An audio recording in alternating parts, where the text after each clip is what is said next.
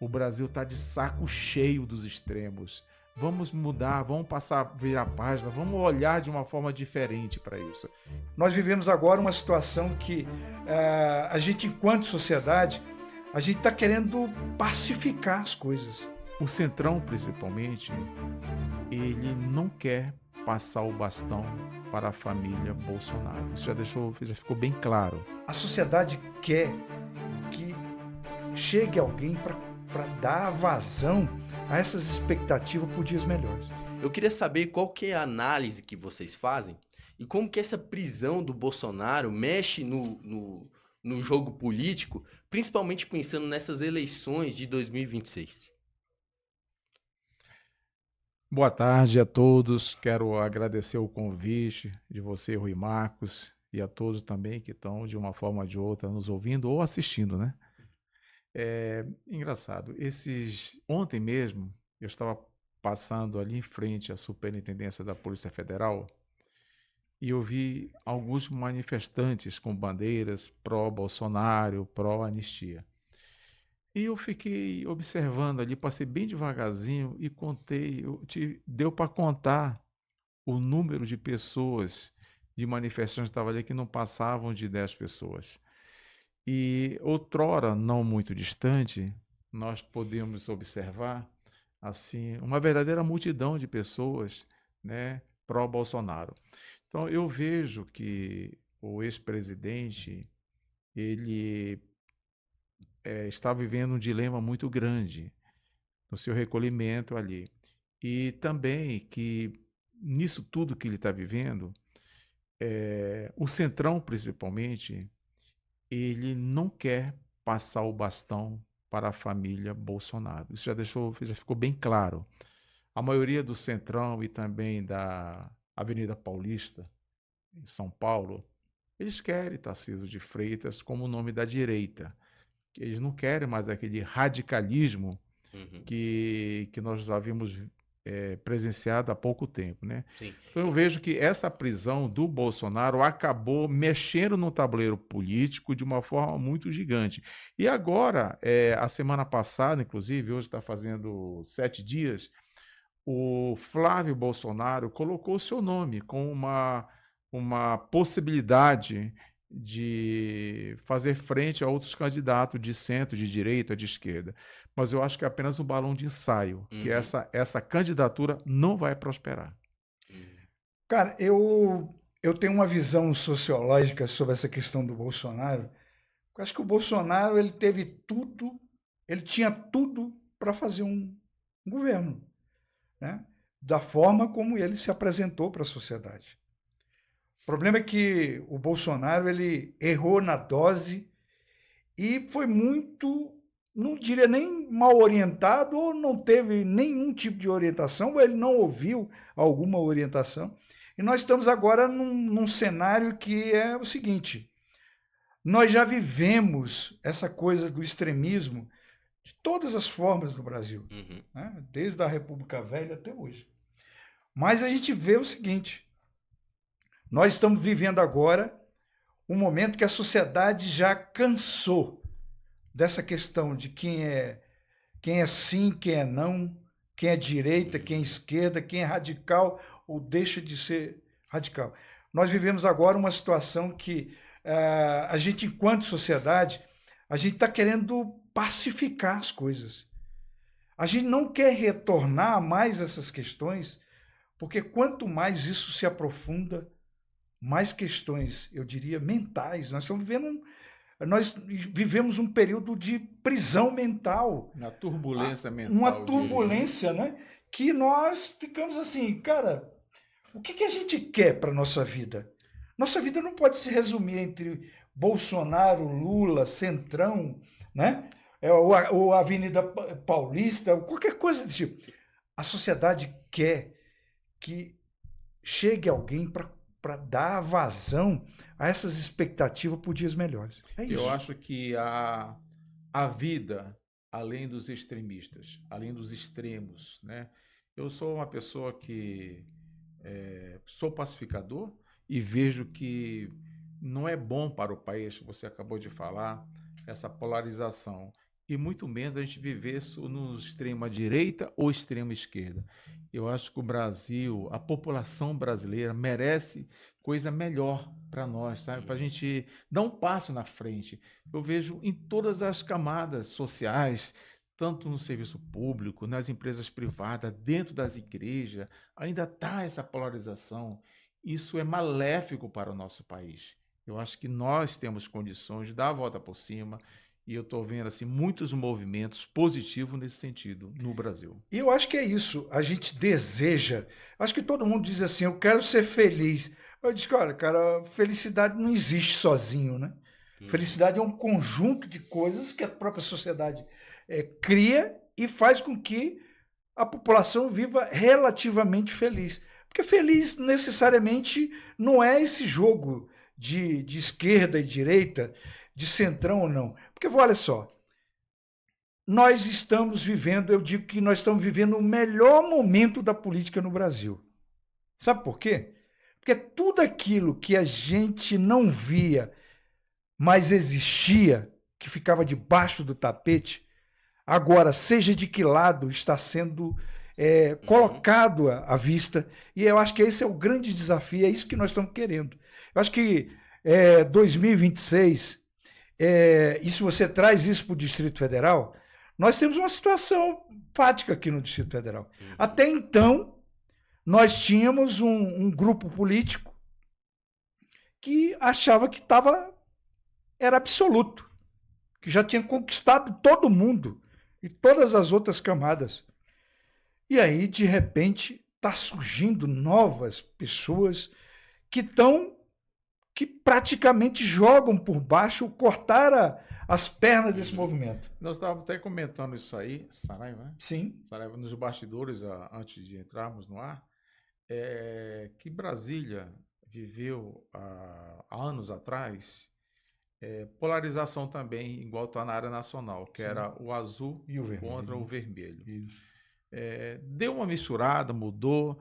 As tintas se juntaram, e né? queira ou não queira, Brasília, ela serve de orientação para o cenário político nacional. Sem dúvida. Né? O que se decide aqui, a capital do brasileiro, né?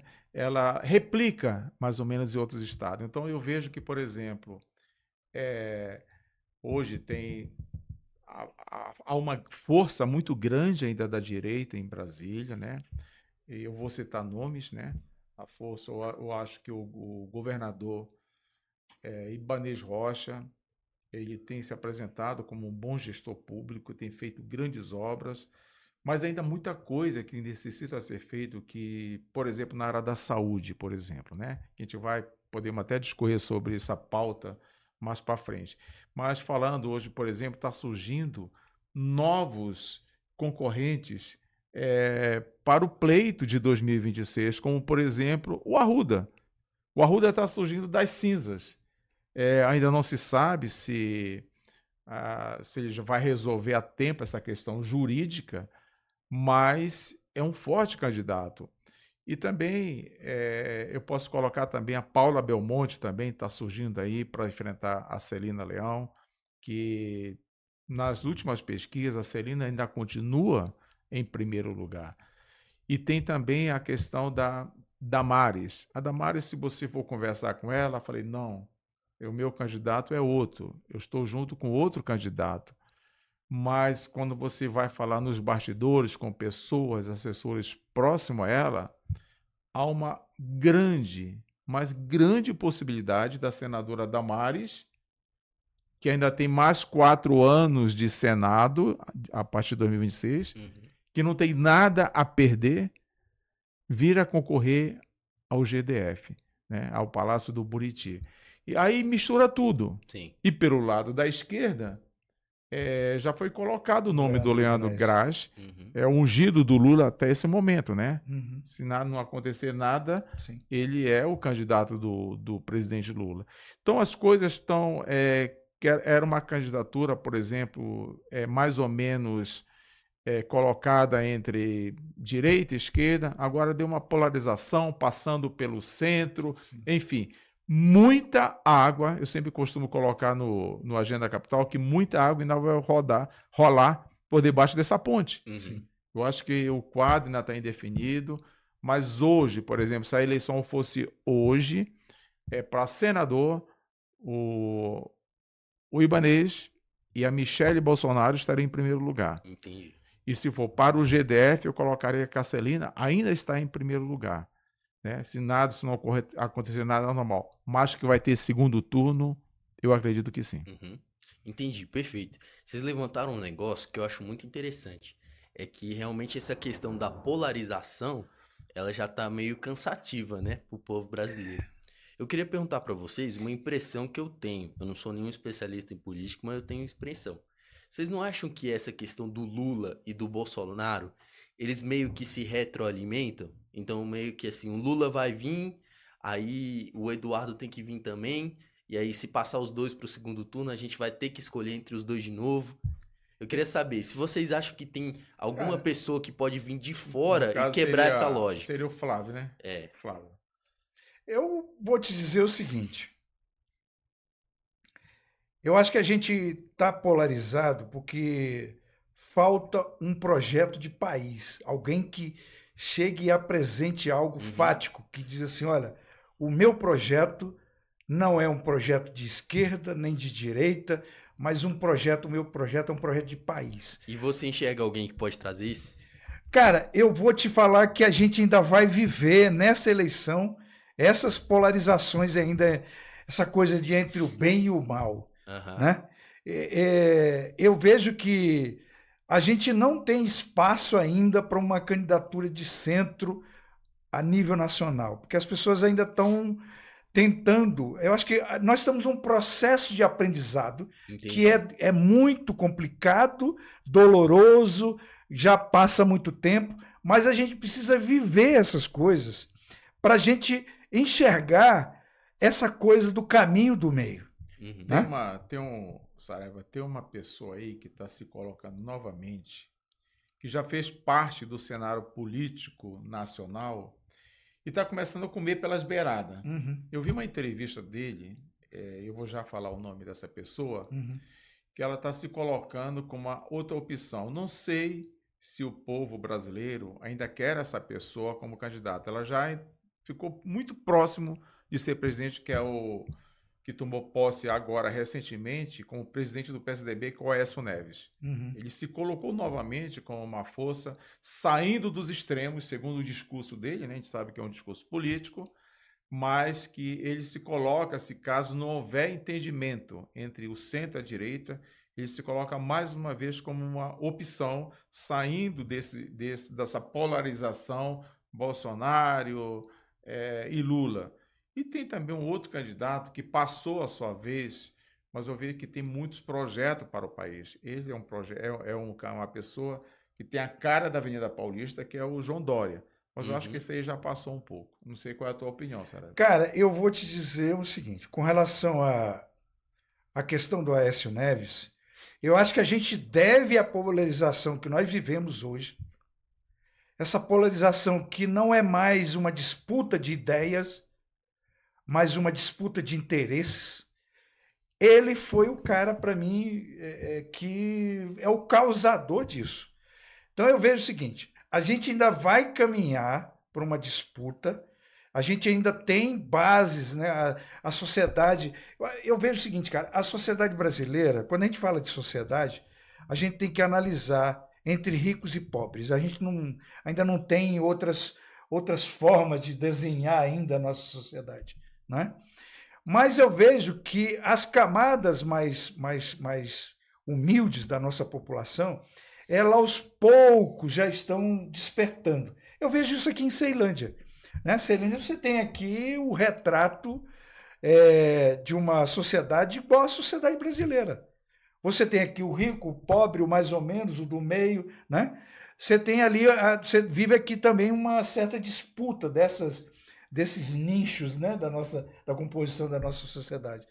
Mas eu te digo uma coisa, eu acho que a gente ainda vai andar mais um pouco, a gente ainda vai levar mais porrada para poder entender que essa disputa de bem contra o mal, quando a política passa, o bem e o mal se revelam grandes companheiros. É tudo mal, né? É aquilo que o nosso mediador, Rui Marcos, acabou de falar. Um retroalimenta o outro. É Ou isso, seja, respondi isso.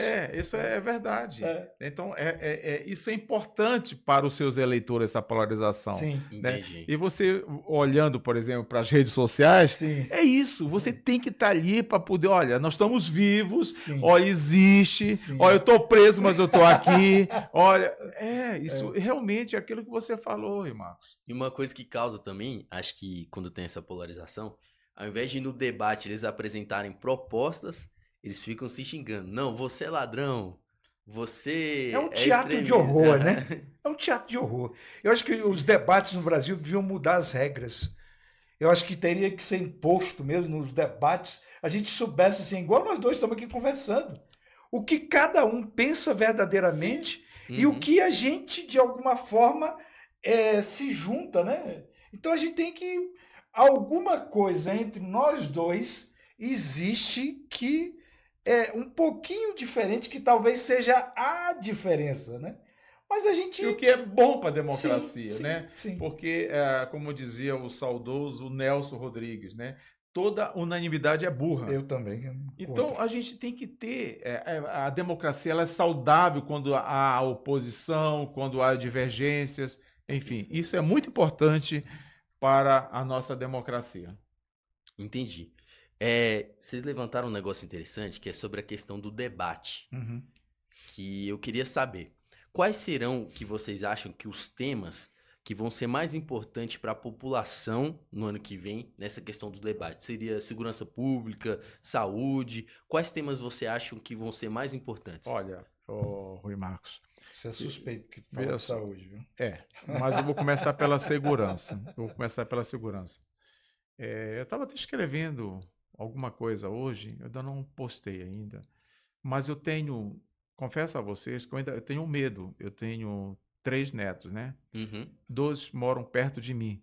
Eu tenho medo de levar o meu netinho lá para a praça, ficar sentado, brincar com ele, de vir um assaltante e acontecer alguma coisa com a gente.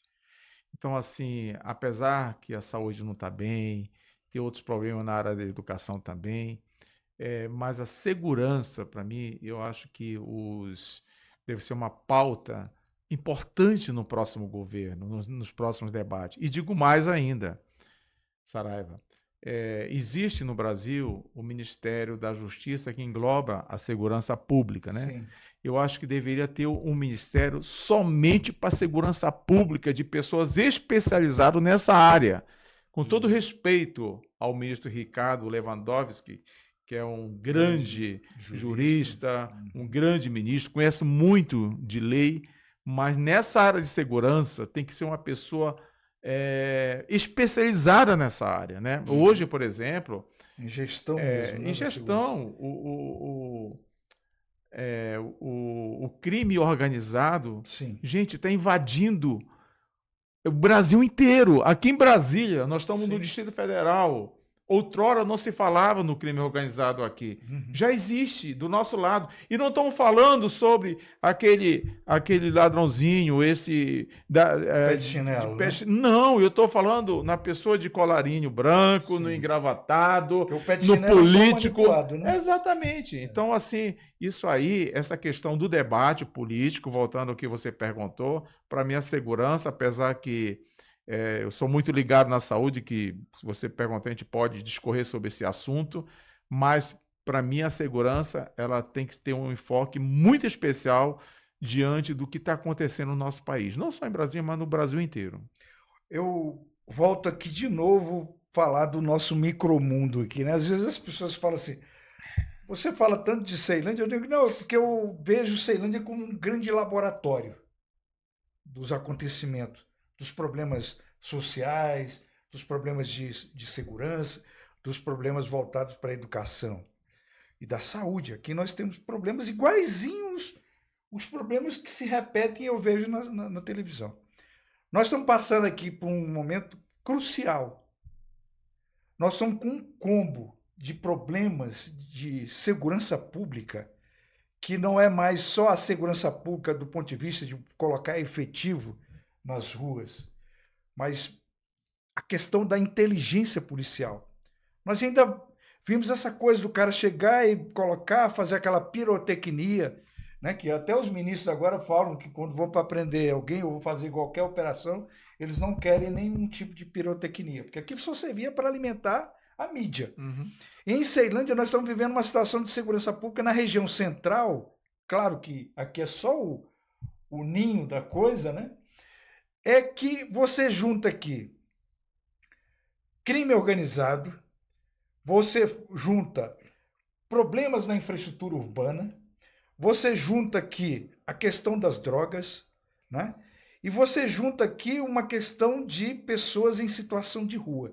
Então você junta tudo isso e bate no liquidificador e você vai ver o que isso faz e impacta. Porque isso é problema de segurança pública? É. Mas tem uma série de outras Isso envolve, coisas. inclusive, isso envolve, Saraiva, saúde pública. Sim.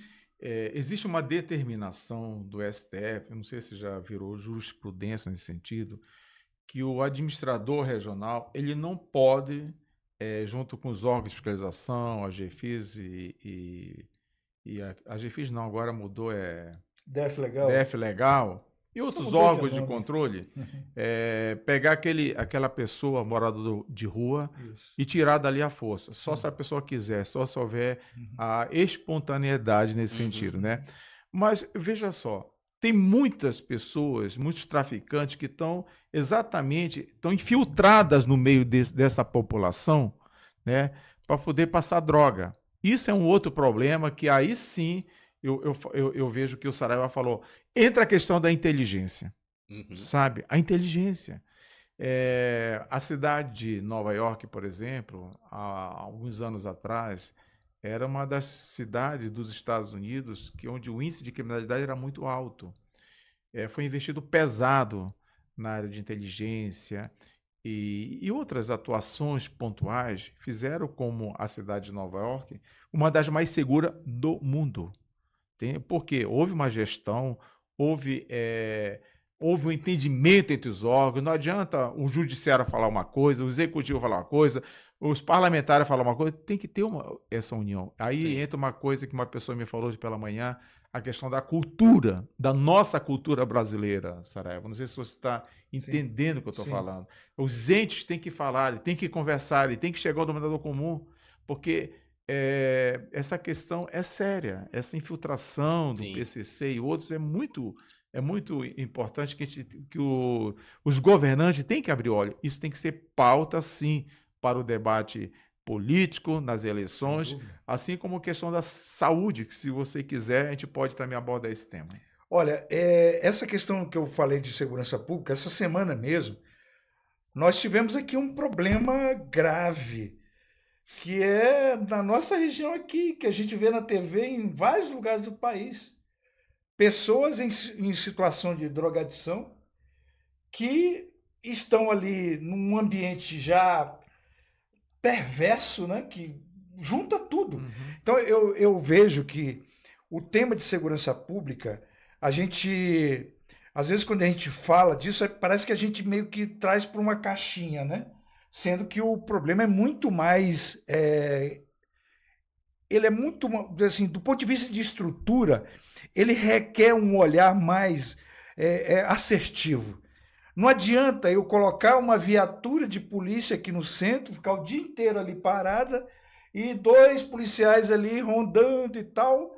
A coisa está camuflada. A famosa dupla Cosme e Damião.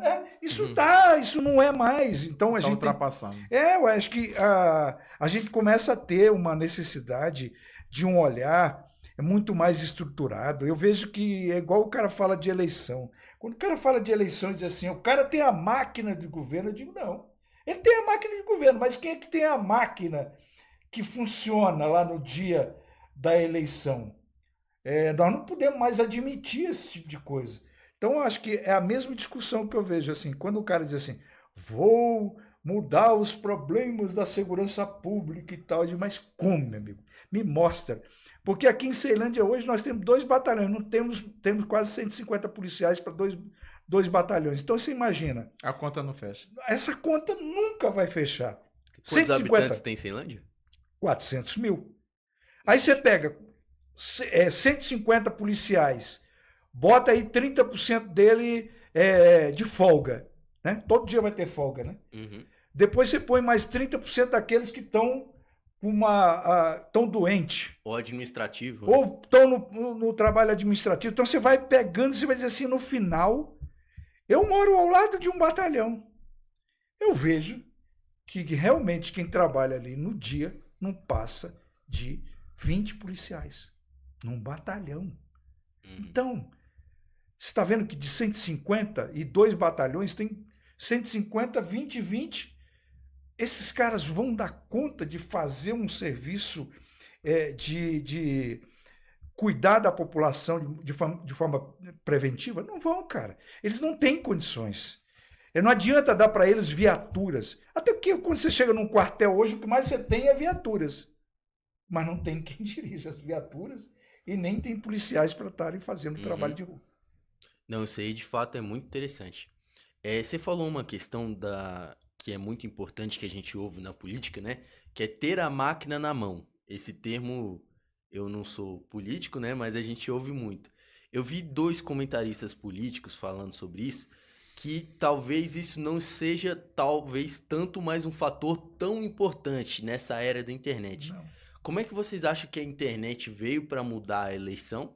E como é que vocês acham que as pessoas podem se preparar para fake news e essas coisas agora que nós temos inteligência artificial muito mais Que é desenvolvidas, muito né? mais perigoso, né? Eu vejo o seguinte, é um tema bastante controverso, ao mesmo tempo super importante, vai sim entrar nos debates políticos.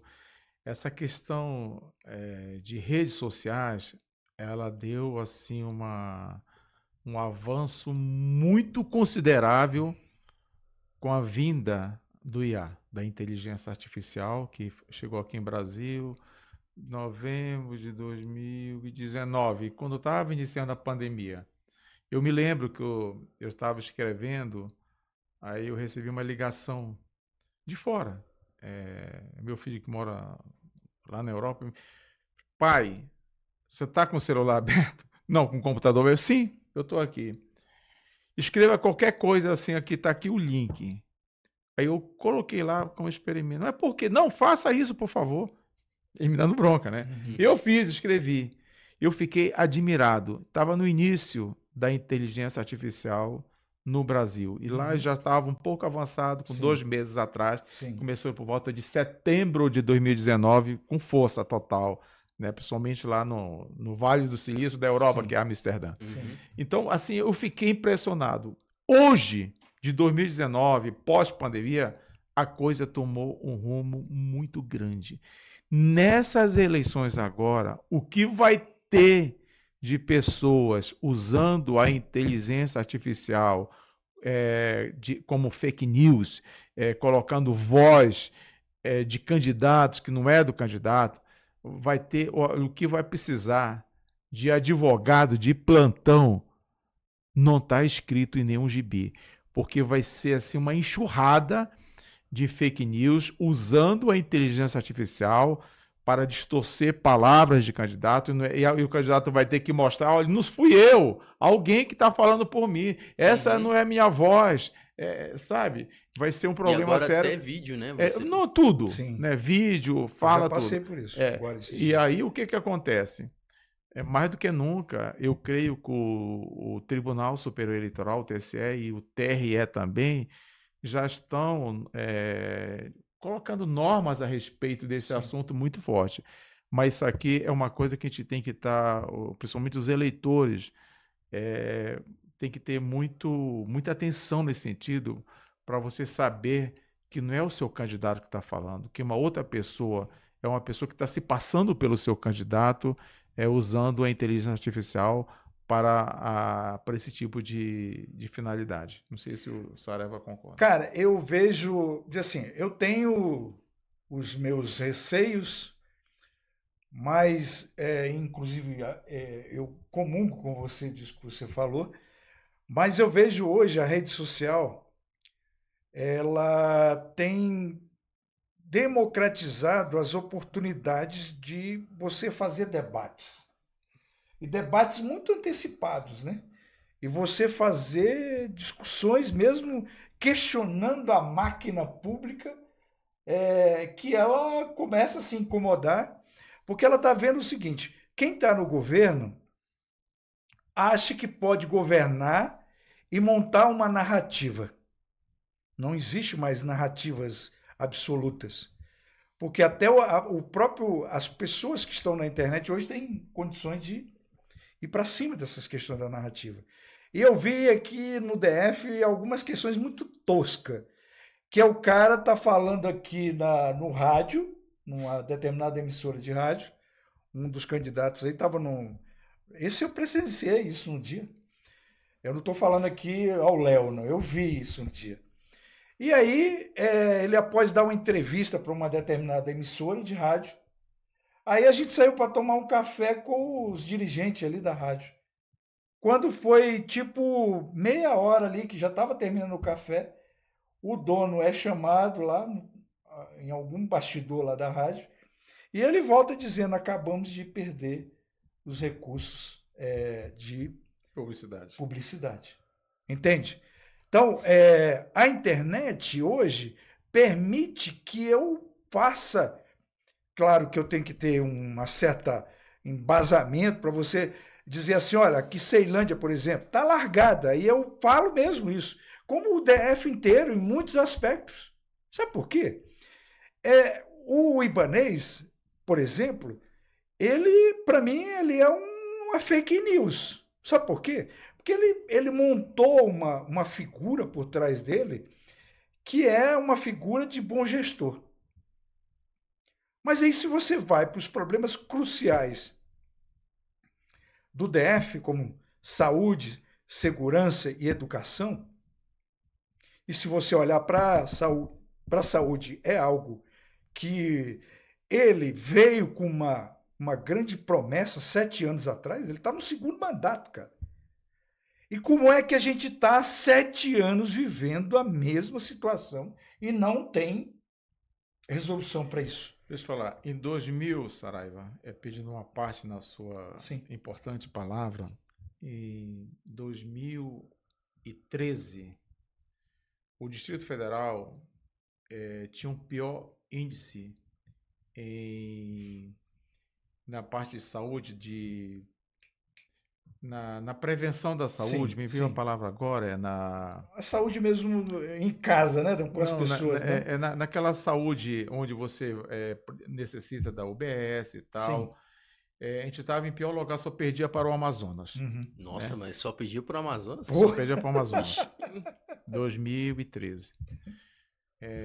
O governo, na época, ele deu uma mexida nisso aí. Pode falar um pouquinho mais perto do microfone? Tá. O governo, na época, ele investiu na prevenção da saúde. Porque hoje, geralmente, os governos, eles investem na doença. E os países mais desenvolvidos, eles procuram investir na promoção da saúde, ou seja, na prevenção. Sai mais barato para o SUS, que temos um orçamento bilionário. Sim, o nosso aqui. Você investir na promoção da saúde, na prevenção da saúde, do que você investir na doença, né? Porque geralmente os que lotam, as pessoas que lotam os pronto-socorro, as UPAs, as pessoas que estão com dor de barriga, que estão com catarro, que estão com dor de cabeça, isso na atenção básica deveria, que a porta de entrada deveria ser resolvido. Então, nós temos que, eu volto a dizer, nós temos que investir na promoção da saúde e não da doença, né? Aí seria muito mais barato para o país, nesse sentido, né? Então, hoje é muito importante ter hospitais e tal, mas às vezes eu sempre falo que é muito... esperar alguém rápido, adoecer, né? É rápido você... Em 2 anos você constrói um hospital. Sim. Agora, tem que ter o material humano, tem que ter os insumos, tem que ter uma gestão eficiente tá?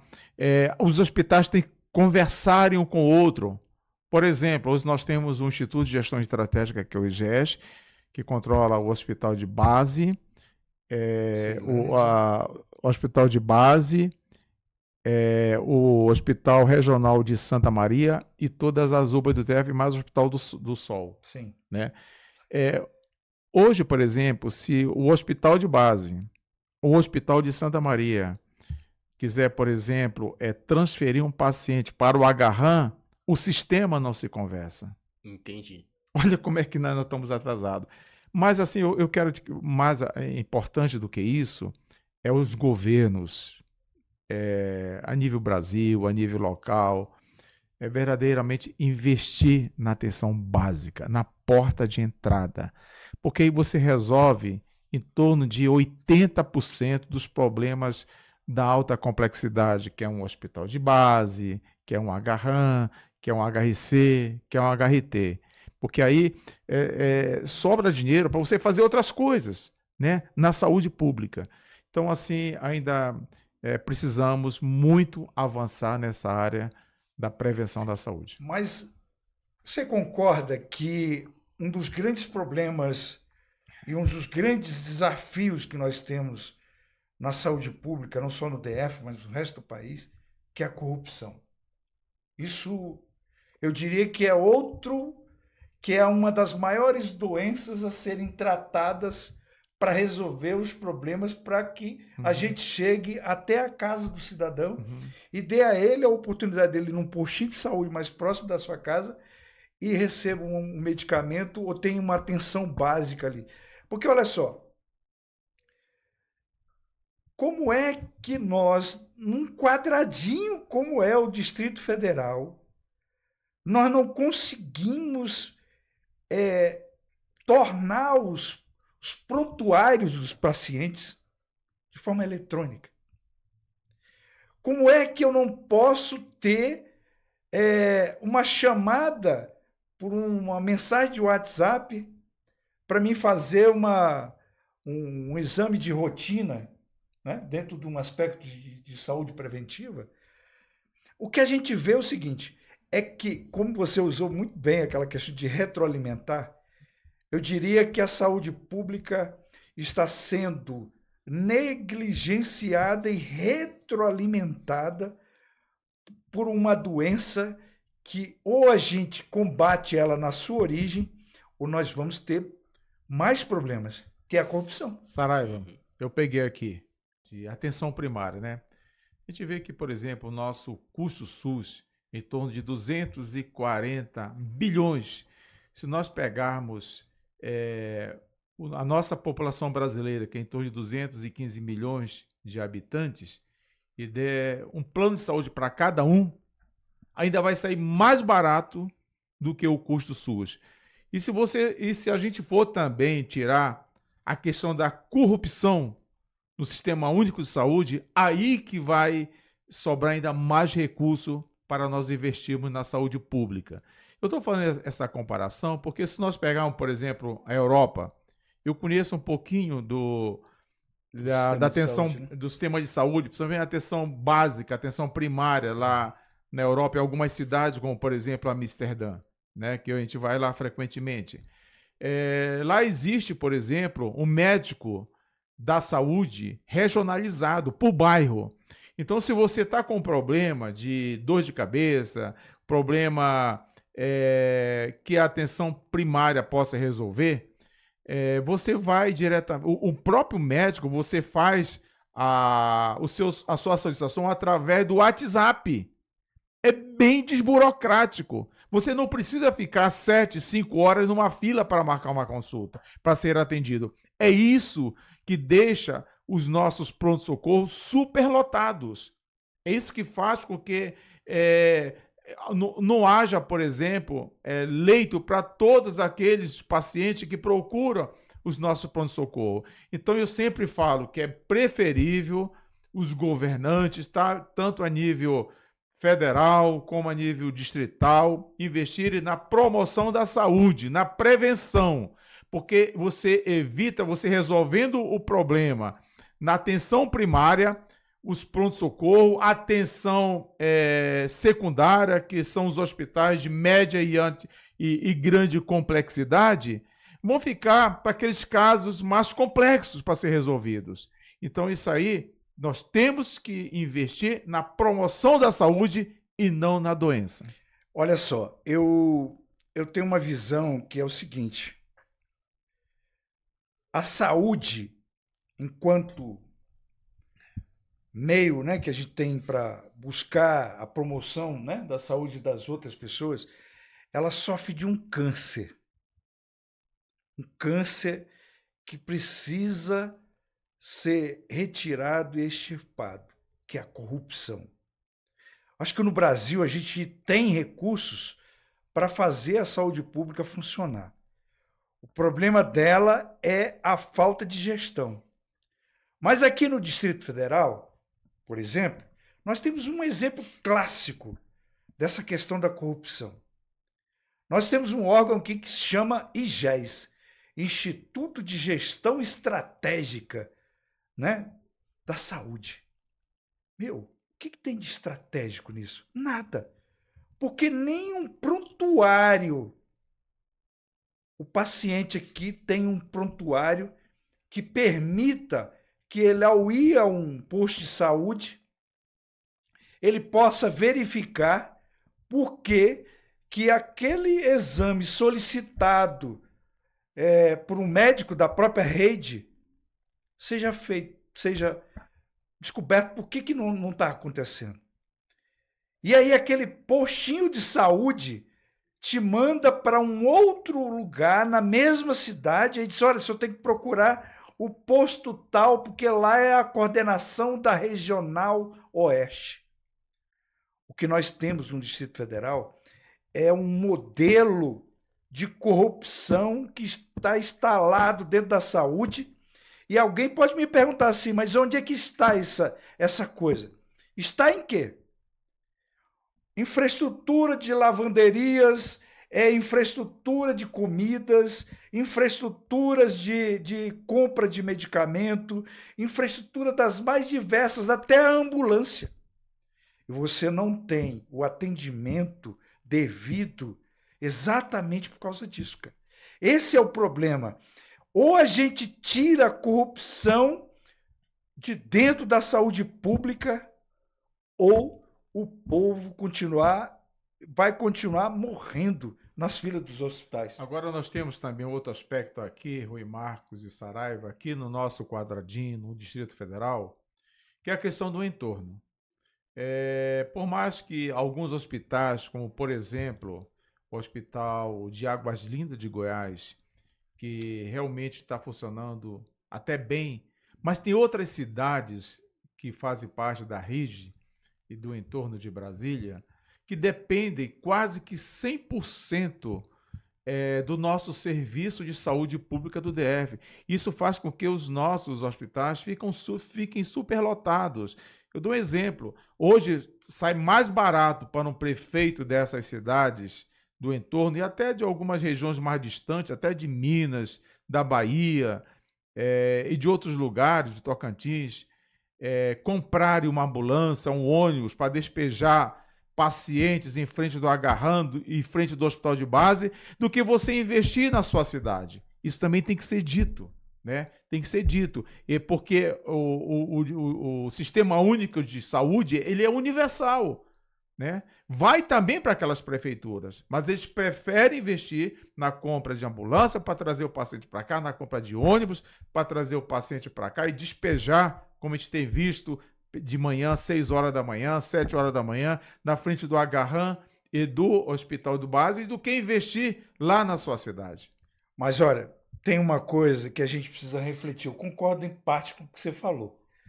Mas a gente precisa refletir que nós vivemos na capital da República, é uma das capitais, eu diria que do ponto de vista do tamanho da população, onde se tem mais plano de saúde. As pessoas dependem menos da saúde pública. E quem depende menos da saúde pública são as pessoas que vivem na periferia do nosso DF. Mas eu vejo, cara, que, olha só, Enquanto o pobre, as pessoas das periferias, e aqui a gente recebe milhões, e bilhões de dinheiro carimbado destinado à saúde pública, Está falando do Fundo o Constitucional. do Fundo Constitucional. E aí você fica perguntando assim, o cara que faz a gestão da saúde pública, o cara que faz a gestão da educação, o cara que faz a gestão de todas essas questões, é quem? É o governador. Mas aonde que o governador vai se tratar quando está doente? É num hospital público? Então, esse cara, de alguma forma, a gente tem que se preocupar com ele. Nós estamos colocando o quê? A raposa para cuidar do galinheiro? Então, é isso que nós temos que inverter. Eu sou daqueles que defendo que todo cara que vai para a política, vai disputar uma eleição, que é o primeiro compromisso que ele deveria ter é de que a sua família, os seus entes mais próximos, fossem atendidos tanto na saúde, na educação e na segurança, exatamente pelo Estado. Não ter uma infraestrutura para lhe proteger, um hospital de primeiro mundo para lhe atender, uma escola melhor, porque eu acho que assim, cara, nós precisamos inverter essas coisas, nós precisamos fazer com que o Brasil tenha vergonha. E o povo brasileiro precisa despertar para isso. Perfeito, Clemito. Gostei muito da opinião de vocês. Tenho certeza que a pessoa que assistiu esse episódio, ela vai estar muito mais preparada para ter uma opinião correta nas próximas eleições. E para terminar, que o nosso tempo infelizmente já está acabando, eu queria que vocês dessem a consideração final. Qual que é o recado que vocês dariam para os eleitores do ano que vem, que eles devem se alertar, e o que vocês esperam para o Brasil nesse ano de eleições? Olha,